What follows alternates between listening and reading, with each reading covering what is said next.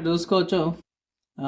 నా లినక్స్ మింట్‌ది కొత్త version update వచ్చింది. ఇక్కడ చూసుకోవచ్చు.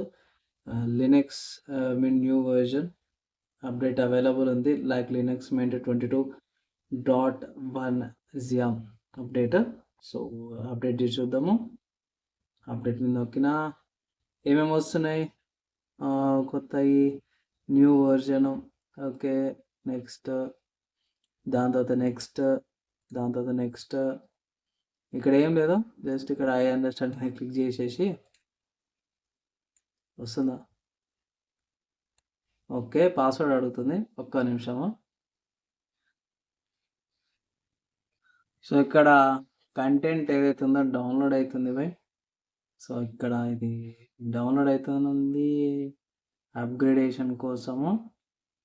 సో ఇట్లా మీరు ఇన్ కేస్ అప్గ్రేడింగ్ ఓఎస్ ఎలా అప్గ్రేడ్ చేయాలనుకుంటారో లినక్స్లా, ఇట్లా కూడా మీరు అప్గ్రేడ్ అయితే చేసుకోవచ్చు అనమాట. One of the good ways. So నేను న్యూస్లో కూడా చెప్పినట్టు మేజర్ అప్డేట్ అయితే ఏం లేదు బై. ఐ థింక్ XFCE ఒకటి అప్డేట్ వస్తుంది మీకు, అండ్ అంతే. సో అప్డేట్ అయినాక మీకు చూపిస్తాను.